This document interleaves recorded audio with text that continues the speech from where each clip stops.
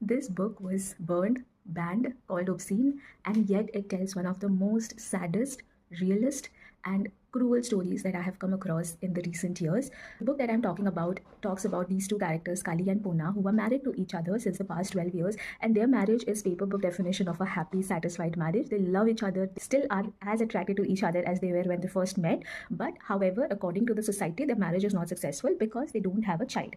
What's interesting is as you read the book, you realize that Kali might not even want a kid. He is not very excited about the idea of having a kid because then he feels that he has to share his love or his time that he spends with Puna, with his child.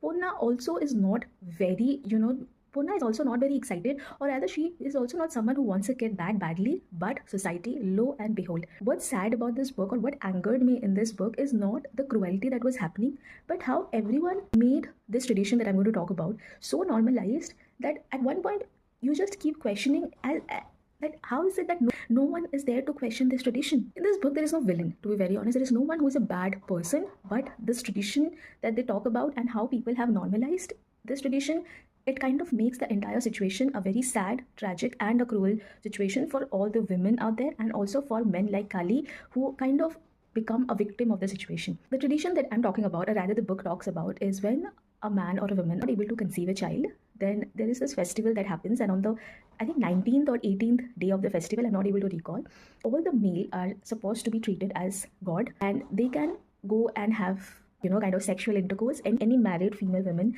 can have sexual intercourse with any male in that festival. And if you conceive a child after that festival, it is not treated as infidelity, but rather that God has given you this child. And everyone in the society, including Puna's own family and Kali's mother, suggests that they go through this ritual, and it is so heartbreaking for both of them because they don't agree.